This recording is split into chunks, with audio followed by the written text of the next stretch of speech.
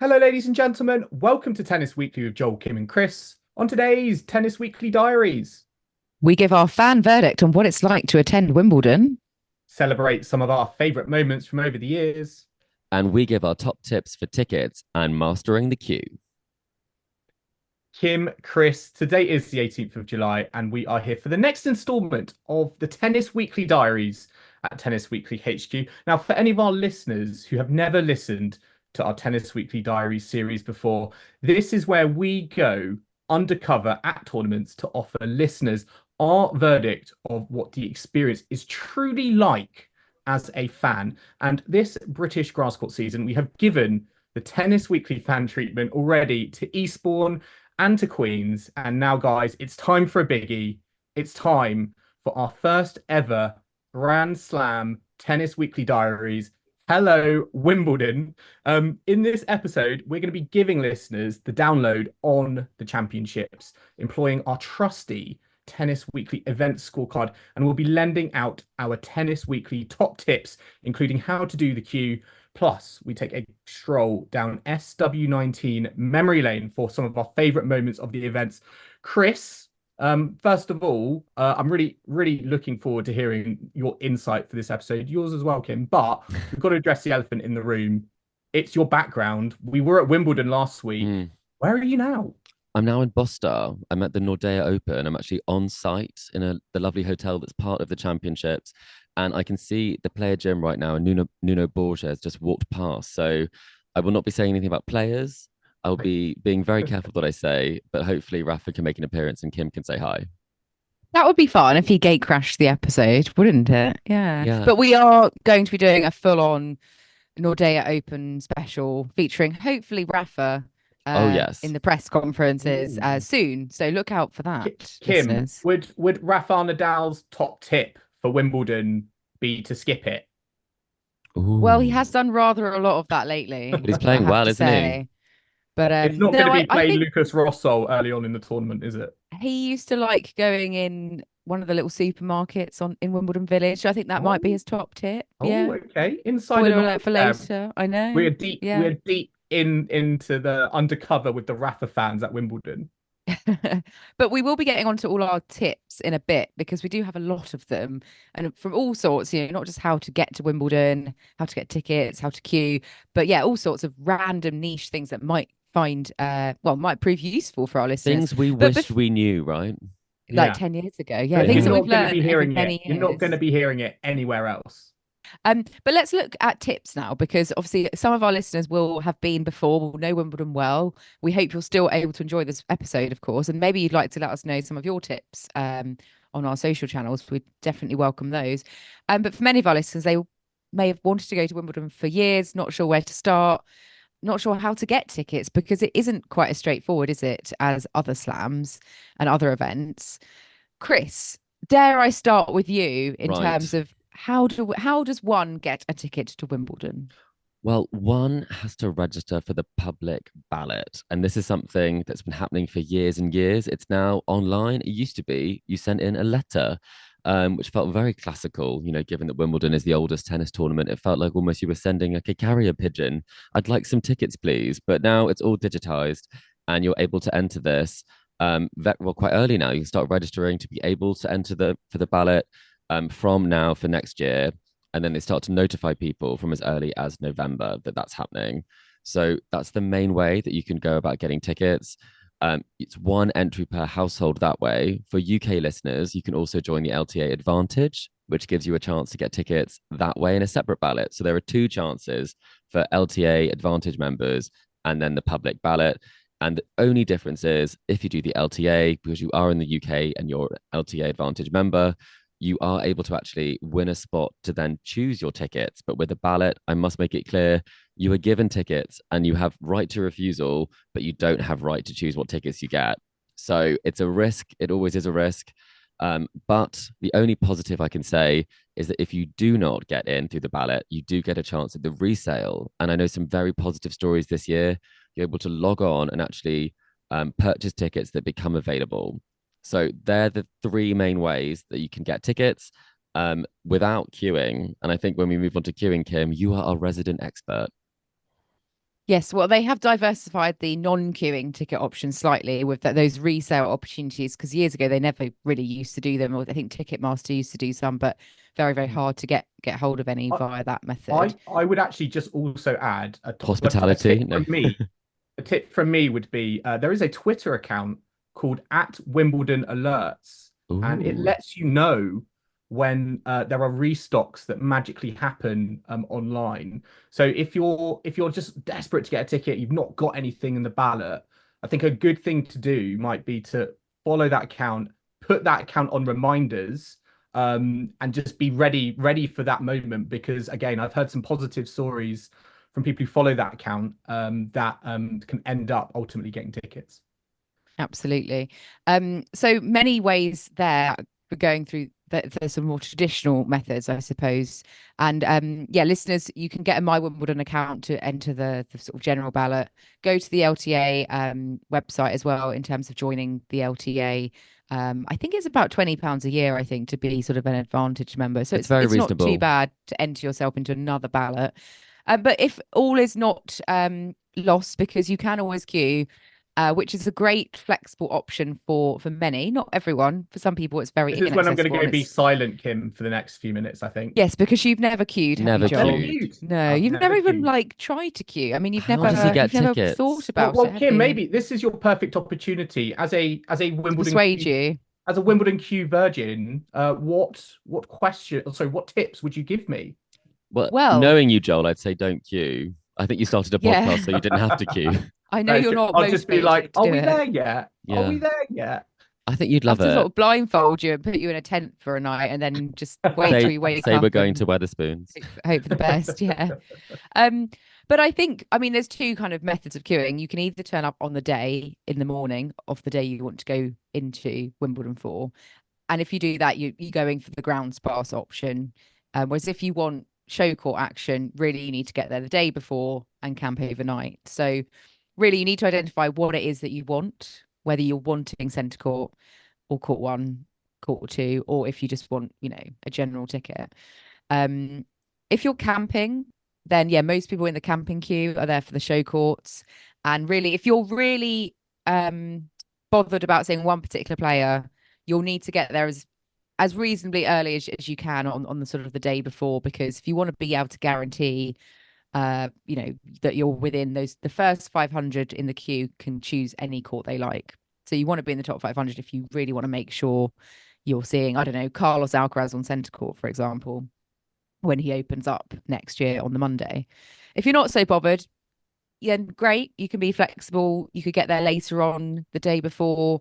You don't have to necessarily book as much time off work or whatever. It's much more freeing. But you might just get, court one, you might be like 800 in the queue, for Mm. example, but you might not necessarily get that first So choice. Kim, what times would you recommend? I think that's something that a lot of our listeners have been Yeah. asking us. And from experience this year, if you want to get a good spot in the queue under sort of 6,000, you need to get there before or around 7 a.m. on the day. That doesn't mean that you'll get a ticket for the main courts, but if people are looking for main courts, you've camped before, and that's when you are able to get, Carlos Alcaraz opening centre court, and you got there, I mean, very early to camp this year, and you successfully managed to get a spot on centre court. So what time did you get there?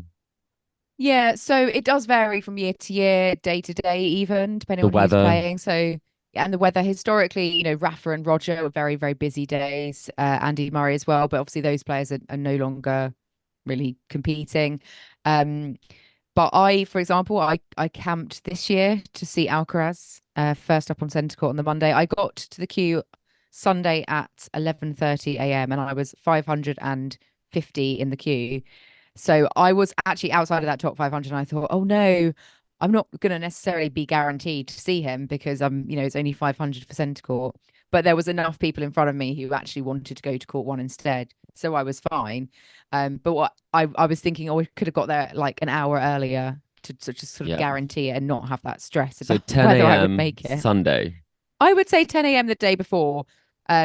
I've got there at 9 a.m. before, and you are much like higher up in the queue, but you can just kind of relax because you're going to be Do you there have all to? Is day. it So as soon as you get the card, you're free to walk about? You don't have to sort of just Ooh, wait in that space. you've got to be a no, bit no, careful. Yes, Joel. Joel. Yeah. One of my top tips is once you've got your cue cards, so the cue cards will come round sometime in the afternoon. It does vary. Like the very first queue, the cue cards won't come round till sort of around 3, 4, almost 5 p.m. But then I think on subsequent days they might do it sooner. But yeah, once you've got the cue card, you have to keep that on you at all times. That is like, guard it with your life.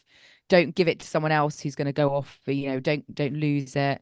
And you really should only leave the queue for about half an hour at a time. And that's just to go off to the loo, to get some snacks, just kind of basic sort of facilities.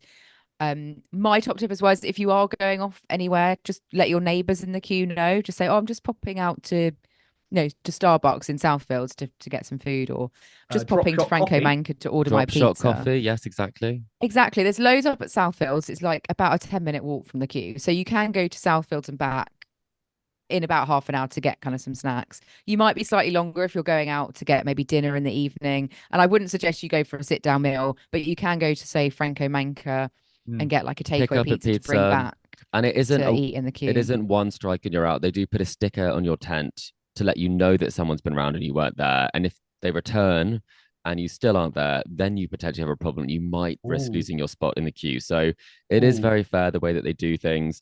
And one thing I would say, a top tip from me would be bring some entertainment and bring something to drink that could be a nice thing to enjoy as well as snacks and food, because you can take as much as you want into the queue. You can't take as much as you want into Wimbledon. There is a one bottle rule when it comes to wine, for example, but you are able to enjoy your time there. And you don't have to do the walk to Southfields if you do bring snacks. There's a Sainsbury's on the way. Yeah, and there's actually, but much, much closer. If you go out the back of the park, there's some gates and there's a little convenience store right on the corner, which is the closest place to get initial food. Yeah, bring snacks, bring books. You're going to be there all day, but if the weather's nice, you can sunbathe. You can kind of play some ball games. You can kind of just chill out. It's a It's nice like a day beach, away isn't it? from. On a hot day. Yeah, It's nice. it's almost a day of escapism. Ooh, Because you're really Yeah. selling it to me, Kim. my Yeah. purpose here is just to sort of chill out for the day and wait. Yeah, waiting is so- being productive in that queue. And send You could use photos of it. you in the queue to our WhatsApp group. Yeah. You could use it as time to sort of get on with a project that you've been delaying or something. Joel, what are Or you write delaying? in a journal, write a novel. Oh, jigsaw puzzle. Yes. Yeah.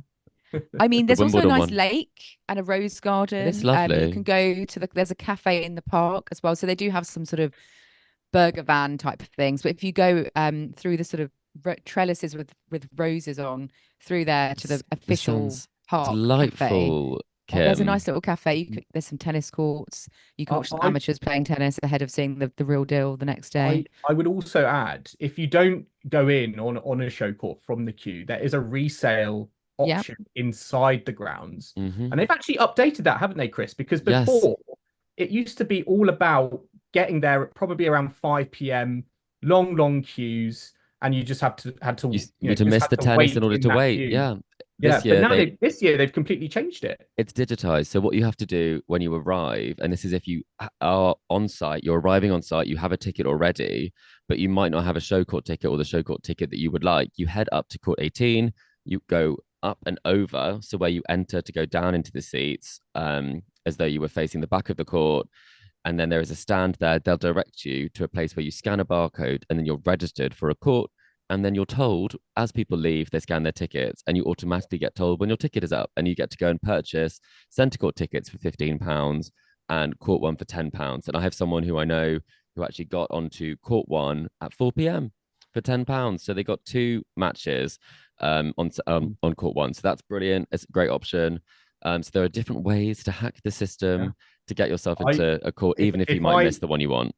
If I am going on a ground pass, that is the first thing I'm doing as soon as I get in. Especially, Are you running, not walking? I'm running. I may not be able to go at full pelt, but I'm running to that resale queue now that it's digitized.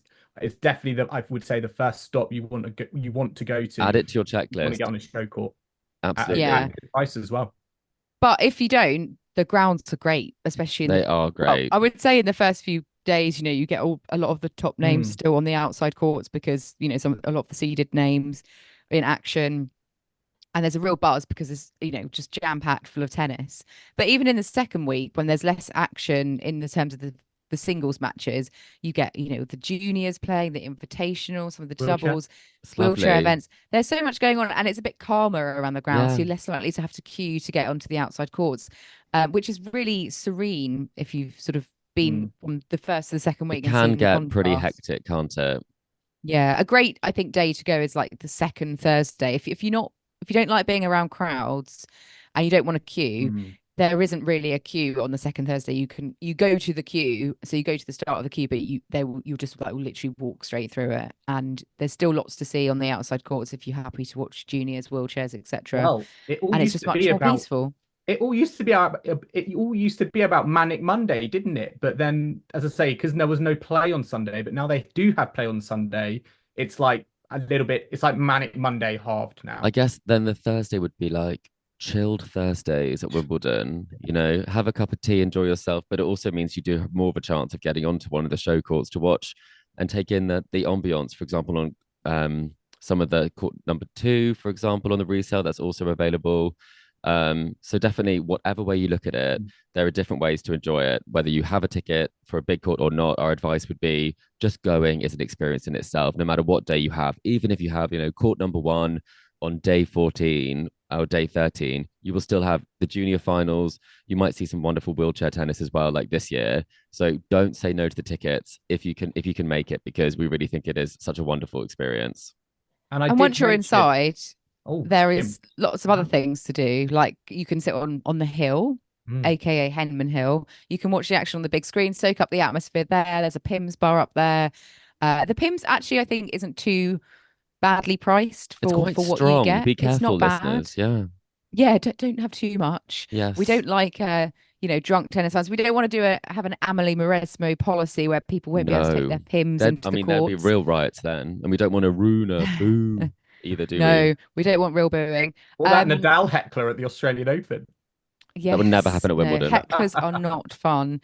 But yeah, so there's lots, and there's also a nice little area by the back of Court 12 where there's some deck chairs and a sort of a coffee bar and a big screen there. So it's sort of like a mini hill, although that does get quite busy. Just be prepared to queue when you're inside, even for like food and toilets, especially if the whole of Centre Court is just emptied, because of a match finishing. Be prepared to queue for those sorts of things. So be a bit patient. Yes. But it is worth it. When it's quite a physical day, isn't it, Kim? So I'd say for our listeners who may have some accessibility issues, do obviously contact Wimbledon beforehand. They do allow for a lot of this stuff, and there are places on most of the courts which they can actually open up to. Maybe not all of the outside courts, but for example, on court number 3, there's a wonderful section for those who are in wheelchairs, who are less mobile, and they do make a really good job of doing accessibility as well as they can in what can be a little bit of an inaccessible site at times. So that's something that's really nice, is that no matter who you are or what you're able to do, they do make allowances for that, and you're also able to bring someone with you to help you. And if you're visiting on a ballot ticket, I would say go there a bit earlier. Don't just turn up, before play starts at 1:30 on Centre Court. Go earlier. You might be able to catch a match on an outside court, but you can walk around. You can go earlier. People don't know that sometimes, right, Kim? Yeah, you can go for when the gates open. And I would say if you're coming into, say, Wimbledon main train station and you don't mind a little bit of a walk, it's about 25 minutes from there to the tennis, but you can walk via Wimbledon Village. And Wimbledon Village, every year they do like a competition with all of the shops in the village where they have to compete to have like the best window display. So all of the window displays are very much tennis themed, and it's quite nice. It's fun to kind of check them out, see which one you like the most. And there's some nice little coffee shops up there, so get there a bit earlier, maybe stop for a coffee, have a look in the shops, and then make your way on down to Wimbledon. I think that's quite a nice way to kind of make a day of it. And one final thing I'd say before we go to a break, I mentioned it earlier, drop shot coffee. If you want to have a coffee and maybe have a chance of seeing a tennis player, perhaps Eager's been there. Coffee en route from Southfields, or there's one in near Wimbledon Park as well. Are very good options. As I say, as you sort of laze into the grounds. We're not even sponsored. We just love it. We just really like them, yeah. And they've got a little one at Putney as well, which is cute if you're staying in that area. Called The Drop. Also, the weekend before, maybe you're not, around in the fortnight where Wimbledon is on, but the weekend before, maybe just go for dinner in the village on Saturday night. You might see some players. I've done that back in the day, And Star Pizza spotting. Express, Wimbledon Village. and I sat outside Pizza Express for many years on a Saturday evening and just saw Venus Williams walking past, Wow, not scribbled even in a. Dimitrov. Did you get a dough ball or anything? No. Oh yeah, I did order. Oh, you did Yeah, order. like I, You I weren't just ordered sitting and booked a outside the table. I restaurant. wasn't just sitting there like, Got it. making use of the Eating dough balls. facilities. Yeah. Yeah. But you get some nice pizza and, just see who's mooching around because a lot of the players do stay locally. So I know some lucky people have seen, I think, Rafa in the little supermarket, Bailey and Sage, which does lovely cannoli. That's also a Oh, top tip. yes. Get some cannoli on the way to Wimbledon. That's Yes, that's Bailey quite a and specific Sage. one. And I would say just very, very Mm. quickly, Joel. I know we've said the final thing for this half, but you haven't mentioned qualifiers and you love qualies. If you Oh, aren't that's a able to get very the good ticket shout. for Yes. the main event, you Yes. are able to Again. purchase qualies tickets. So, Joel, please tell us a bit more. Yes, very good, Chris. I almost forgot about that. Yeah, Wimbledon qualifying is also open, and that is not a ballot situation. I can't remember the key dates just off the top of my head, but if you search Wimbledon qualifying, those tickets are just put online. It is fastest finger first, so make sure you get ready for when they They go don't on tend sale. to sell They out do, though. So yeah, some dates do, some dates not so yeah, quickly. and make sure because some days will be just focused on men's qualifying, other days will be focused on ladies qualifying. Try and go, to be honest, for the final day of qualifying. That's when you get the real drama. You see the incredible stories. As I say, I spoke about Marcus Willis earlier. Players who might not necessarily be at the top of the game fighting their way through to the main draw. It really is a great day out, and they've brought it on a lot more in the last couple of years. It's very well branded now. It's a really nice and open space. It's a space you can, to be honest, drive pretty much straight there to. So it's another great Even a place show that's court, so you can accessible. really play Wimbledon. You can Yeah. get a Pimm's. It's like a mini Wimbledon before the event happens. You're So so close to the action as well. Like there's no bad. You can just sort of walk around, do your own thing. Yeah, it's a very, very good setup. so we're all here for qualies. Verdict. Yeah, super duper. Well, let's take a very quick break now, but do join us in the second half where we'll be giving our fan verdict via our official Tennis Weekly scorecard and giving Ooh. everyone our ratings. So do not go anywhere. We are back and we've created a Tennis Weekly event scorecard, which I know you guys have used previously for Queens and Eastbourne. We're going to be applying the same criteria to Wimbledon. We're going to be holding Wimbledon accountable with official What is the scoring. criteria again? I made the scorecard, but I forget. So we've got number 1 is tickets. Number 2 is around the ground. Number 3 is on court. Number 4 is atmosphere. Oh, and number 5 is food and drink. My favorite bit. So Okay. we'll go through each one in turn and we'll quickly give our scores and kind of a bit of a justification for each bit. So are we doing a scale of I think 1 to 10? I think we Or do the 1 end, to I think. 10. Category? Yeah. With 1 being, oh, it's terrible, and 10 being, yes, it's amazing. Oh, we rate everything at the end, just to clarify. Or we Yeah. do each of the individual sections. I think we do score at the end. Let's do score at the end. Let's talk through each of the Okay. criteria. Should we start Okay. with? I mean, we've spoken a lot about tickets. What are we saying about the tickets? Ooh, in It's quite terms of difficult, I verdict, think, yeah. personally. Yeah. It's I very mean, compared It's to not the other US Open, is slams. it? It's not Ticketmaster, just everything online, and you can get what you want. I think that's the But I would give it challenge. bonus points for flexibility because I don't know 6 months in advance if I would be free on the first Monday, but I might know nearer the time and I might then be able to just queue on the Turn day up. I think and for the camp. French Open, So Kim, we both discovered this year. I mean, had tickets for a number of years now, but if you want tickets, you've got to almost book a day off work to wait the 5 hours in the queue to be able to get oh them. yeah, And that's that what was I do not quite nice. like is you fill in one thing and you find out if you've been successful or not. A lot of people aren't successful because there are so many people that go for them. So I think that is part of the issue is that it is so hard to get in for tickets. But I do Especially think if you're overseas as well. Like I think it's very tricky. I mean, we're obviously big tennis fans, and I remember going to the US Open, Australian Open. It's like I want to go, I go online, I purchase my tickets, yeah. and it's all general admission. I mean, But I did a it's last a lot minute trickier. trip to New York last September, I remember, and I Mm. booked the flight less than 3 days before I flew. And then I bought the tickets on the day, literally in the queue to go into the US Open. So that is a very different experience to Wimbledon. And I also have to say, Cam Norrie just walked past me. So Oh, that's the trying to listen goss in we on our want to tips? hear. Well, everyone gives me a strange look because they can see that I'm sort of recording in a corner, and I think they're trying to see if they're on camera when they walk past. So they kind of pause, but no, they're fine. Everyone is fine there. But the final verdict on tickets, what do we think? Is it too much hospitality, too hard to get in, too much waiting, I think or personally for me, I think it's hard to get. It's harder than other events to get tickets in advance, but I will give its dues and say when you're on site and the resale system is, I actually think second to none when it comes to the Grand Slams, and the fact that they've digitized it and you can go there at the start of the day. I think once you're in, I actually think it's actually a bit better. okay? So it's not a 10, it's not a 0. It's improving in some ways, we'd say. Yeah, I think it's you have to get into the context rather than just giving a number. I think it needs Okay, a number needs the explanation behind it. absolutely. So that will be one we'll talk about later. And then around the ground, like once you're in, what are your impressions of the site? The cleanliness, the maintenance, the amenities on offer. Thinking practicalities here. What do you think, guys? Oh, so one thing I'll say generally, and I think this is something that's probably quite good for people to know, is that because Wimbledon is so many people's bucket list tournament, there are a lot of people there who are very, very excited. So I think it's wonderful going around, but I do think it's not the relaxed vibe you may always think it will be. It is a little bit frantic, especially in that first week of people Yeah. wanting to make the most of this sort of bucket list opportunity. So I think, as we've talked about, there will be queuing, there will be people doing some quite unusual things, a lot of excitement about players walking around. So I think it's not as relaxing as, milling about the US Open, which can be very chill, or Roland Garros.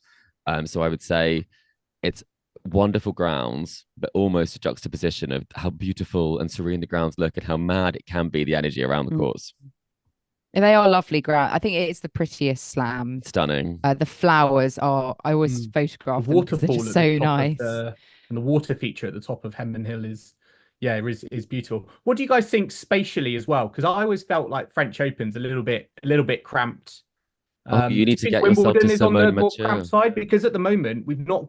I mean, they've bought all that land across the road, and hopefully that's going to create more space a lot further down the line. But what do you think at the moment in terms of just generally walking around? Do you feel like you're Mm. compacted in? I think considering the fact that if you go to some of the courts, like from court 10 upwards, which is actually Mm, on the other side of centre court, so that's where court 2 and court 3 are very close to there is just quite narrow walkways. So that can get a bit crowded. But broadly speaking, I think that people do disperse themselves around who their favourites are, who they're watching. So although the site may not be the biggest, it's obviously larger than the French Open.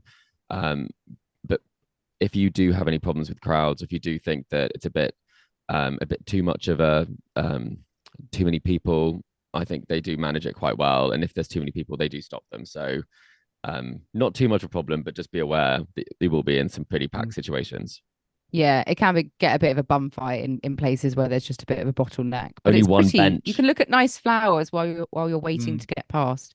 I think like the Australian Open, for example, a lot easier to kind of walk around. But they have mm. limitations with the space. That's why they want to expand.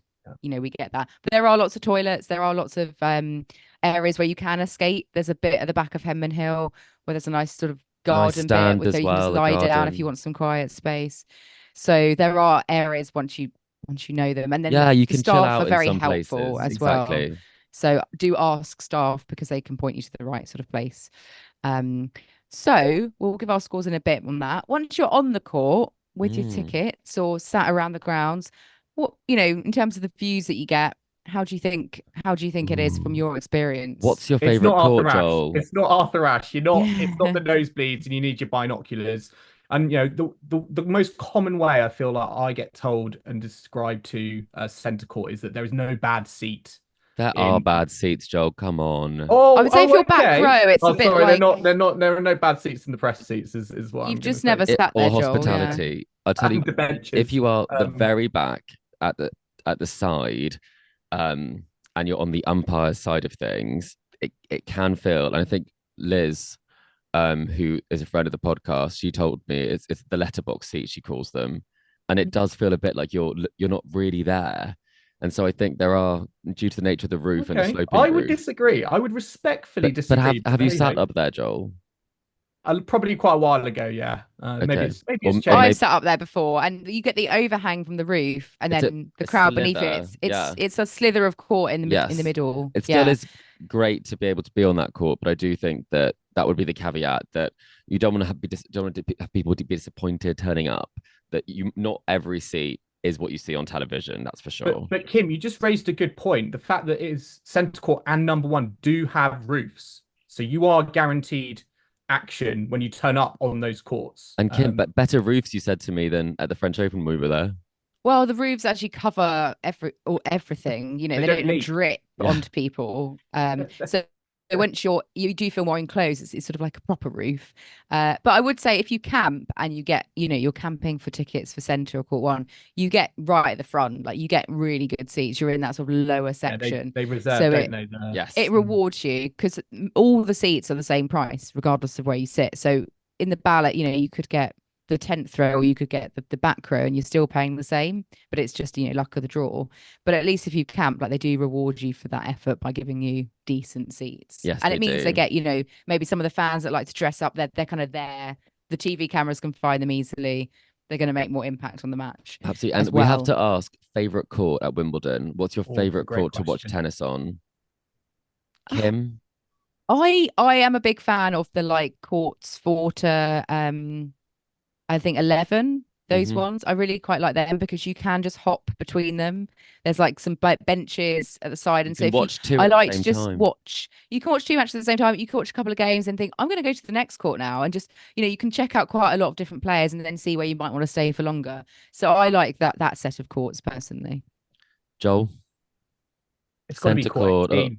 No, Court I was going to say 18. court 18. I God, he's think a man But of the you're a people. centre court All of person, a Joel. I sudden, am he's a a man centre of the court A people. hospitality person. but around the grounds and in terms of the court outside, I'm going to say court 18 is like say a fun court up, on the slant up the hill. Is that because You it's near get the media pavilion and you've seen it from also there? that it's Yeah. actually it's near the Stella Artois bar as well, actually. Oh, that's the real Yes. reason, isn't it? That's also where we recorded the podcast when we were there as Yeah. well. So we're very familiar with that section. But they've got a nice sort of stand that is right behind the players that is unreserved, which is quite big compared to the side on Yep. stands. So It is. yeah, I always think that's quite a nice. If you can get a seat there, you always expect you're always going to guarantee some good action on the outside courts. And also, if it's good enough for Kate Middleton, she's sat on that court before. It must be good enough Oh. for Joel. That's Who what I'm was thinking. who was she watching?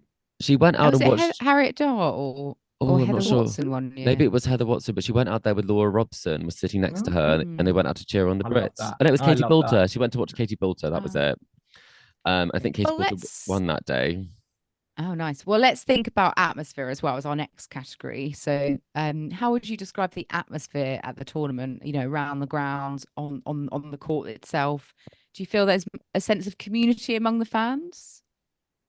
You definitely have some wonderful chats, and I think we should talk about the atmosphere at the queue as well, because that is Yes. a very specific sort of atmosphere. And when I've actually camped myself, it's almost like you have a queue family and everyone's so nice to each other, and you walk with them in, you spend all that time with them. I've actually hung out with people. They've said, "Oh, can I keep hanging out with you when we get in?" And I said, "Absolutely, let's go watch whoever on this court." And I think there's such a community in the queue that is just so unique that really I haven't experienced anywhere else. So that would be a big plus on the atmosphere side from me. I would say if you are thinking about queuing or camping on your own, do it, because lots of people do. And you can, sit there, read a book, do your own thing. But you also often do get chatting to people on Yeah. either side of you because, you're all It in the the same queue looks kind after of each boat. You're all other. tennis Yeah. fans. Yeah, they are. That's what, make friends with your neighbours, give them a bit of a hi and hello. People kind of come from all over the world or all over London, all sorts. And I've never met a bad person in the queue, but everyone's super nice. Yeah, It's super definitely nice. And another even if tip. you are by Yeah. yourself, I've seen people just turn up without a tent or anything by themselves. They just Yeah, wanted to do it. same. Yeah. And then there are tents that are left over that sometimes the queue's able to provide from the lost property. But I mean, people look after you. It's almost it's like It's a home from home. it is, it feels like that. But atmosphere inside, Joel, tell us what it's like from the corporate boxes. Yeah, I will say just on that community thing, I do like the fact that they do have these like the stewards all around the ground that sort of add to that kind of feeling. You're never far from help. Yeah, no, exactly. Never half them help. They're always very supportive. They're always trying to get as many people into the courts as possible, particularly on the outsides. I would say, the atmosphere, I would sum it up as kind of polite, respectful, US Open crowd. This is not French Open crowd. This is not, you're not going to hear, I feel like, booing at double faults or any sort of whistling. I don't know. At times, I'm like wondering if it's a bit too sedate, but it's Do you certainly think? I kind think of it's on going down. the. I think it's going downhill in terms of some of the Oh, clappings that I okay. see on double faults, and I think people are so much more into their players than they used to be. That actually they're quite happy when something Mm. doesn't quite go well for the I opposition. think the But crowd is becoming more US Openified. I actually I quite think some like. elements Yes, are, I think that's a good not way of putting it, Kim. everyone. Yeah. Yeah, there's individuals who get a bit boisterous, and that does sometimes happen later in the day. Maybe they've come in on a reset. I've Mm. had quite a few beers, possibly. I don't know. I think the core, I've got a ticket through my tennis club ballot. They're not gonna No, I don't cause a think they would fuss. be, they would But be I doing think that. it's I'm just here for a day, After and 5 p.m. in I'm an here. evening. Yeah, A it's a bit bit of a like a social cricket thing. crowd Yeah, sometimes, I can see that a little yeah, bit. But Mm. Henman Hill, we have to mention finally the atmosphere before we move on. Yes. absolutely. What a Or Murray place. Mound. Murray Mound, exactly. Wherever you kind of have a ticket for, some However you people I choose to know, call it. they have a number one ticket and they even go and sit on the hill and watch whatever Yeah. Brit is playing and they cheer. And I think it's quite a unique atmosphere that can't Yep. really be replicated. So that is well worth doing. And even for finals day, for example, the hill is packed. Yes. It's a great vibe Busy, there. busy. Absolutely. And finally, food and drink. Any good experiences or bad experiences with the Ooh. food and Tim, I beverage feel like you've got you options? you you are It's the excited for this queen section. of these Yeah, you're. options. Well, I mean, you were talking about Pimm's earlier. Obviously, a lot of people go just for the Pimm's. They also go for the strawberries and cream, which is still Yes. affordable at £2.50. I Yeah, I think think that's a it's a very really good deal actually. I didn't even know good it was £2 deal. 50. Goodness. I'm not a I big fan went of to a cream. garden like Fate last weekend, and I was like, I'm going to see what the price of their strawberries and cream is, and it was £3.50. I thought, oh, that's Wow. more expensive than Wimbledon. I think there's quite a nice amount of choice at Wimbledon. Mm. Maybe harder to eat, super healthy, but like they do have salads, but they've also got your fish and chips, Your your sort of pasties. baguette things, Yeah. pasties, They've pizzas. they've got delis, so they've got little shops where you're able to get a sandwich and crisp if you want like just a Yeah, packed lunch sort of thing when you're there. And teas and coffees. I should have said this before. You're also able to, there's a pharmacy on site by court number one. So if you are feeling a little bit worse for wear, or you maybe need to take something that will give you a little pain relief, that's very useful. I've been there multiple times because it's a long day, and you can easily get dehydrated if you aren't kind of leaving your seat very much. So it's not food and drink, but it is something you might need to call on for sustenance or help. Yeah, that's a really good tip. And also, once you're inside, you can go out and come back in again from the grounds if you get a little wristband, or they might scan you in and out these days. But just speak to the steward if you do have to go out to civilization, and then come back again. So that is an option. I think at the French Open you can't do that, so that is another bonus for Wimbledon. um but yes, shall we move on to scoring Oh, out these 5 sections? Putting a number on it can be quite difficult, but I'm going to go and give you both the category, and then you give me your scores, I'll give mine, Oh, I and we'll like we'll it. go through and see how it compares maybe to like Queens and Eastbourne and other yes. tournaments that we'll do in the future, hopefully. So, number one, tickets as a category. We've discussed all these, but what would be your final score for this category? I'd probably give it a 6, just because I think it's hard to understand and it's hard to get a ticket. And I think that is one of the tough things about Wimbledon. Joel? I'm gonna give it a 5. Personally, I would Ooh, scrap the ballot. My opinion. I goodness. think it's This is a politically confusing, charged hard to work. podcast. I get it's traditional and it's unique to the tournament, but I just think it puts people off. Goodness. Kim, what about you? Oh, I'm going to go 7. I'm going to go on the more optimistic range, just purely because of the flexibility that the queue adds to those that wouldn't have been able to get anything through the ballot or It is an online equalizer, options. isn't it? So, and I'm a more pro queue than Joel is. So 7, 6, and 5 for the queue. That's an average of 6. What about number 2 category, around the ground? So we're talking about the facilities, the cleanliness, the flowers, overall impressions. Joel? I'm gonna give this I'm actually going to go high here. I'm going to give a 9. You know, they Ooh, really talk about, like the pursuit of perfection as part of their branding and their image. And I think you can tell when you're there over the fortnight how much effort goes in across the other 50 weeks of the year. And they really do, I think, as I say, pay like attention to every single detail on site. And I think it does, yeah, it does show. So I'm going high. I'm giving it a 9. I'd agree. amazing. Two nines. Two nines. Okay. I'm gonna give it an 8. And I love the facilities. I think that's so clean and spick and span, beautiful flowers. But I do think there are some areas where it gets a bit hectic and bottleneck with the Mm. crowds. So I'm just dropping it slightly for that. Because I like to get from A to B really speedily. Number 3 though, on court, our impressions, views from seats, etc. I know we spoke a bit about, centre court. I think the views are pretty good from most of the other courts anyway. You are, so I'm going to I give this agree. an 8.5.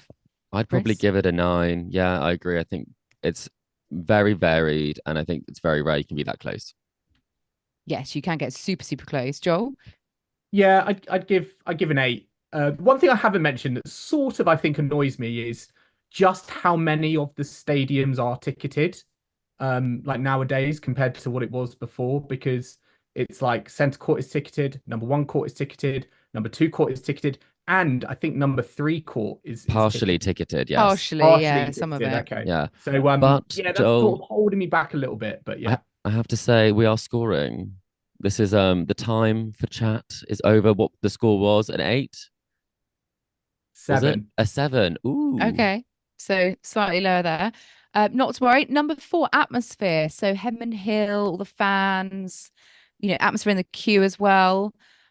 Chris, Ooh, what are you going for I on this think it's one? really special, and I'm going to be on the optimistic side of things. Does it sometimes get a bit annoying for me as someone who's been multiple times? Yes, but do I love the fact everyone is having the best time of their lives? Yes. So I'd say I can't go below a 9, but on days when people are very Wow. very drunk, I Chris, would you're go not gonna like lower. my answer, I don't think. Oh goodness, what's Oh, yours? Joel wants it rowdy though. I Joel want it. Joel I likes it know rowdy, I atmosphere is think. subjective. I love it rowdy. I love it boisterous. Wait, but your hospitality loves rowdy. This is I very want very dra I want strange. I want it to be full throttle, and sometimes I Okay. think it's a bit too personally You for me a want bit a too UTS vibe, do sedate. you, Joel? Maybe instead. I'm giving it. I'm going a 4. Ooh. Well, I'm going more in vain with Chris. I was going to say a 9 as Joel, well. we'd like to go Oh, back next year, Joel. You do know that, right? sorry. Yeah. Okay, I'm gonna give it a 6. Thank you. Like, I think it's finally, maybe more our cup of tea. I don't know, but yeah, we I love quite like it. the I think it's like a atmosphere. national trust property we're visiting, Kim. Yes, and we are both, or have been at Yeah, least, National Trust still members. am. Yeah. Joel is not. Yes, we are. Okay, we're both still members. Yay. And number 5, food and drink. Now, if this was the National Trust, I'd be having a jacket potato. I Oh, I'd think they be a do them at soup and a Wimbledon. scone. They do. They do jacket Yes. potatoes. So Yes. yeah, variety of choices. I'm going to give the food and drink an 8. Joel, 7. is that because you can't get woo woos there? Yeah. Base. Yeah. You Point can't get it off. in a picture. Yeah. No woo woos. No blue WKD. Fair enough. Chris. I would probably give it.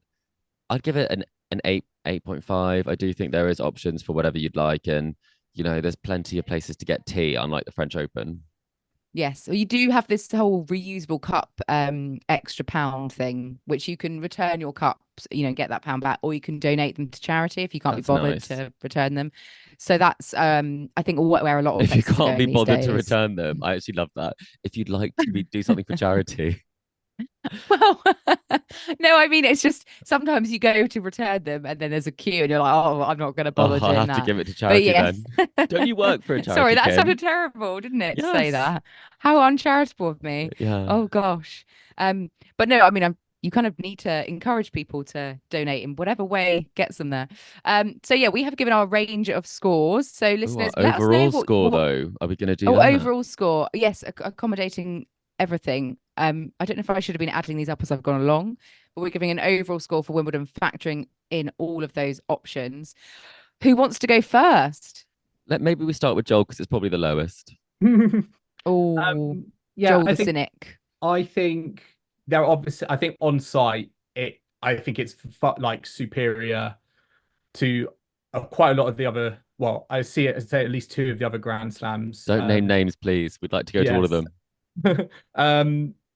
But I think there are some things holding it back, and they've got improvements to make, I think, in the future, and it's exciting to see that they're getting more space. And with the What's the purchase score, of the Joel? golf Come club on. across the road. I'm going with 7.5. Okay, well, 75%. I think they'll. Yeah, if That's that was not, a perfection yeah, that they strive for, that was a but film, I'd it's watch it. getting Yeah. there. Yeah. Yeah. Is it Yes. better Yeah. better or worse than the film Wimbledon, Joel? Ooh. How does that prefer, Yeah. compare to like reality You nowadays? can't beat the real 20 thing. years So on. Wimbledon in person is better. Okay, there we go. Well, I would go slightly higher than you because I think for me, it's on a par with some of the best experiences I've had of tennis.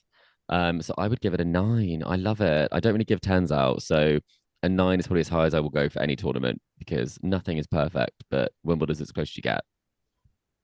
Well, I'm gonna say 8. I think that's where my gut is, which actually isn't that much higher than Joel. But I think it's a great, fantastic, iconic sporting event.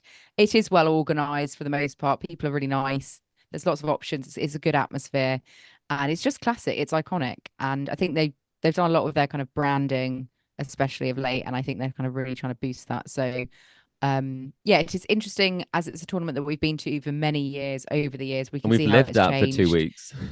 Yeah, whereas some people coming in for the first time now, they may not have seen what it was like 10 years Yeah. ago. So, our scores are all subjective and relative to our own And experiences everyone, and do thoughts. tell us, listeners, tell us what you think, tell us what you've loved, tell us all of what you think about Wimbledon because we will definitely be talking about it next year and we definitely want to hear your perspective because we all have, as Kim said, very different perspectives based on the experience we have. Absolutely. And we look forward to hearing your thoughts. Let us know on social media what tips you might have. We can factor those in when we hopefully go back to Wimbledon in 12 months' time or just under. And thank you everyone for your memories as well, your fan memories. We've enjoyed reading them. Chris, have you got, just finishing us off, have you got a couple of memories from listeners? Oh, some of my favorite memories. Well, obviously very topical. Jana Novotná and the Duchess of Kent. That was a special memory for a lot of people. Yeah. I think a lot of people have memories of, some of the epic matches they've seen. Someone wrote in and said that match between Delpo and Djokovic, still one of the best matches he's ever seen live in 2013 in the semi-final. And then Fedal Wimbledon 2007 was actually said by a lot of people, and a lot of them were watching from Henman Hill. So there's so many lovely moments that people have shared.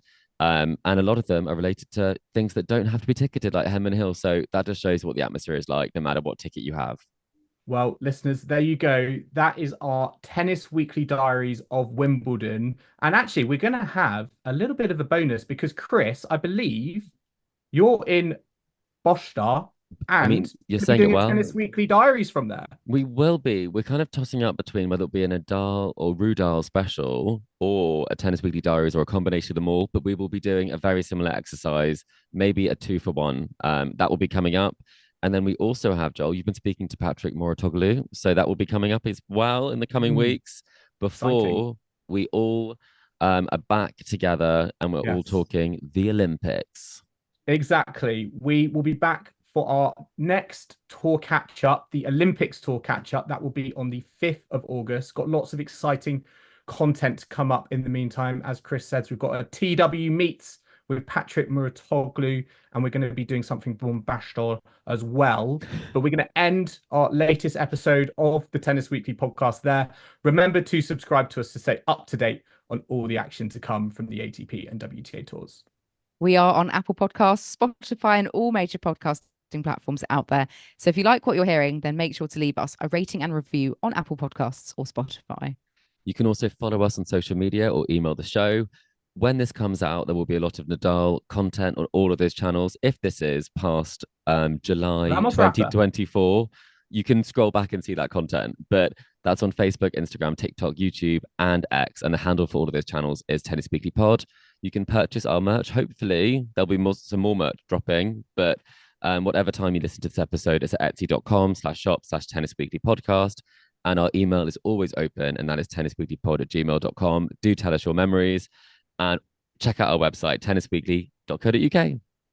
Chris, please don't try and make me say Bostar again. It's How is it changing pronounced? every time. I know. Bostar. How is it pronounced? I feel like our listeners have just got heads in their hands. Bostar. Bostar. Okay. It's pretty right. similar to that. Yeah, exactly. Got Bostar. it. Bostar. That's the All right, safest got it. way.